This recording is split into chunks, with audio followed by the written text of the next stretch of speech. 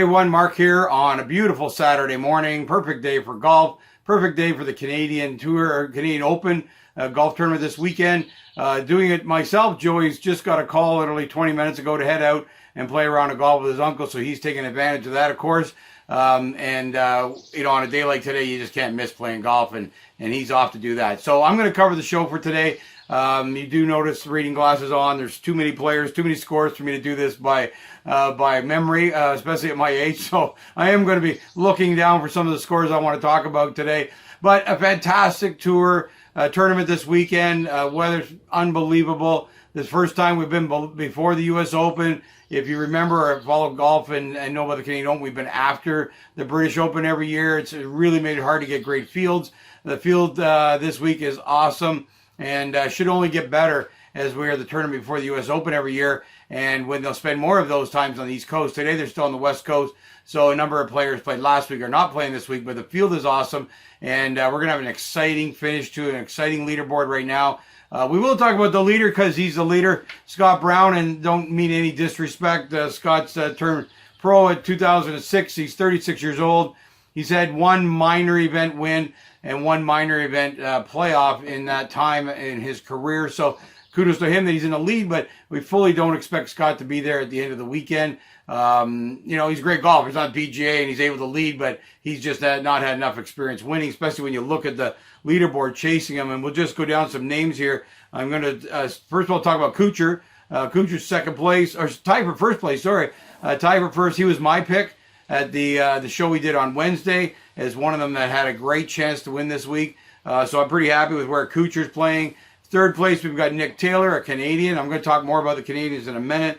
Brent Snedeker, Webb Simpson, which was one of Joey's picks at the show. Adam Hadwin, which was one of my picks. So Joey and I are all over the leaderboard. Lowry, Hughes, Stenson was a pick of Joey's as well. So anyway, the leaderboard looks fantastic. A couple other guys a little further down, Johnson and Koepka, that still have a shot. I mean, they're 8 out, but these guys can put up huge numbers on the right day, and if they're playing that way. So this one is not over by any means. Oh, McIlroy also in there, -7.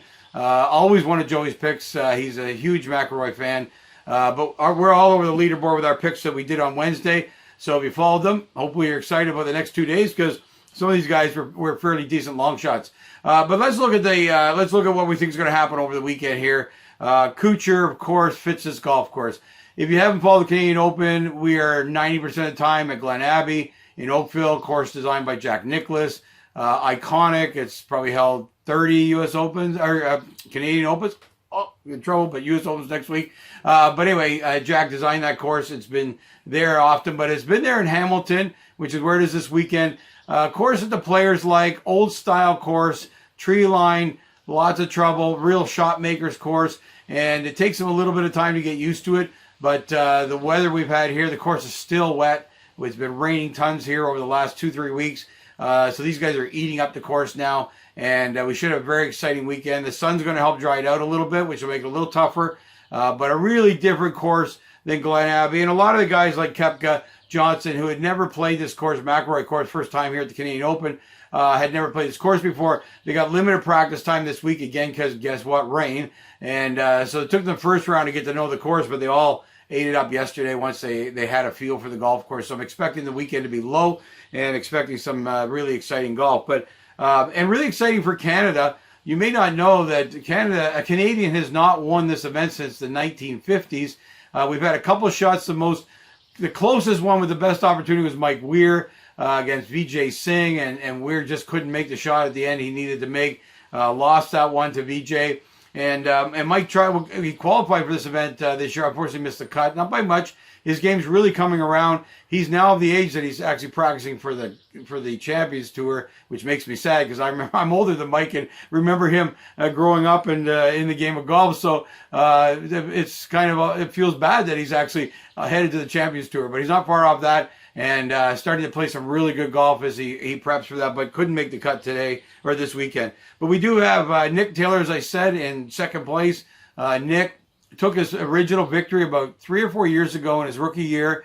That gave exemptions for a couple of years. He struggled with that. Looked like he was going to lose his card.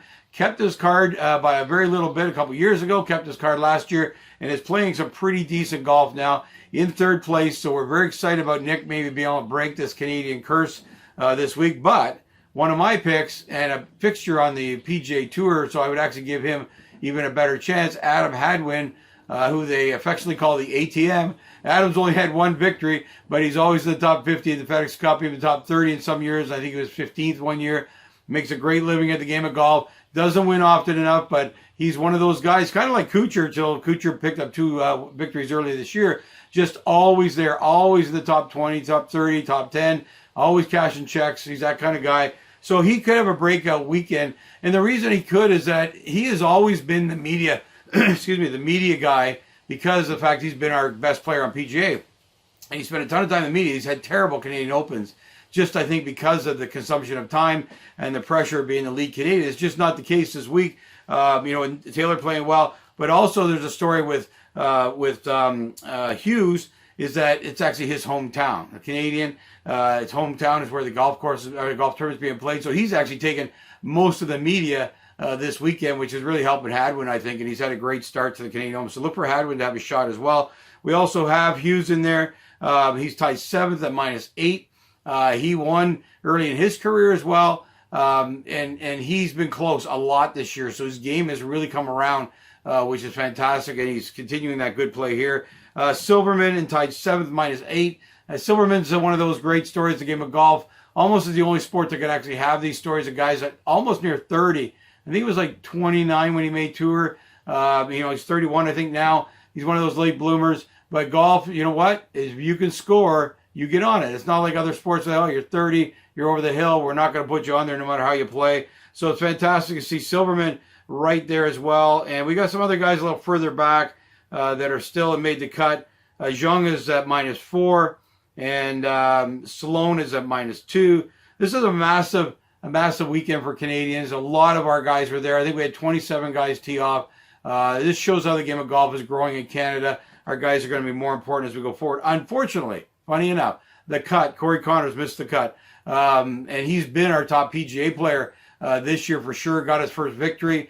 I forget where exactly he is in the FedEx Cup. I think he's inside the top 30. So unfortunately, Corey didn't have that week. And part of that, maybe it's the media too. It's the first time he's been under that kind of media scrutiny coming into an event. So he's unfortunately not there.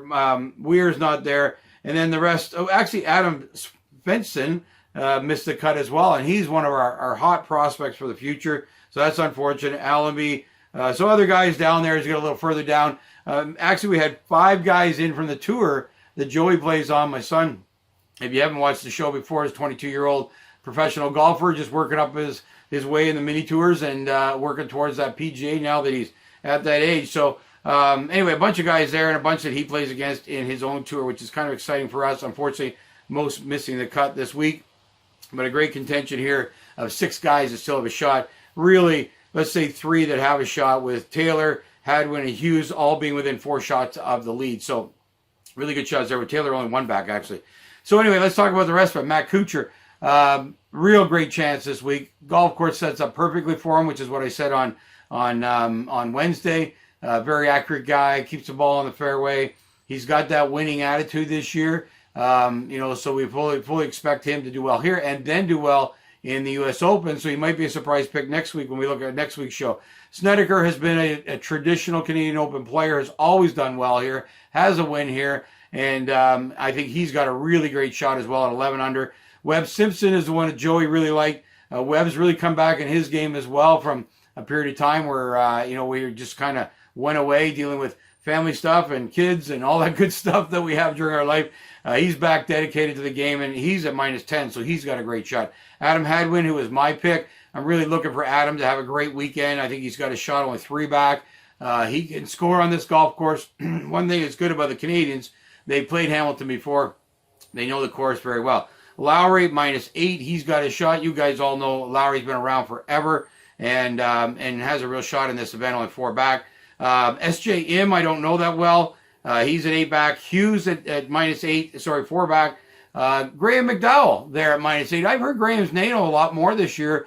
I know he'd gone off and gotten into the business world a little bit, had some restaurants and things along those lines that distract you over your career as he's getting to that stage of life where there might be some other interest, but seems like he's rededicated himself. And so McDowell's in it again. He's been close a few times this year, so maybe this is a breakout weekend at -8, and then Ben Silverman at -8. Other interest, McIlroy -7. 5 back is nothing for McIlroy. The amount of birdies he can put up on a golf course like this, excuse me, if he can keep the ball in the fairway, that's going to be the key for him. As we all know, he can spray that driver, and at Hamilton, that is real trouble. So a lot of names there. Danny Willett's here, although he's at -6, a little bit far back, but as again, there was some very low rounds yesterday, so got some real opportunity. Keegan Bradley, 6 back. So it's amazing. Dustin Johnson, 8 back at -4. Koepka -4. Furyk -4. These guys could have big weekends. I remember, I think it was last year, maybe 2 years ago, when Dustin made the cut on the number and came back and almost won the tournament. So you can never count on guys like that can throw up birdies the way these guys are doing. So enjoy the excitement of the weekend. Going to have 2 perfect days here for these guys to play golf on.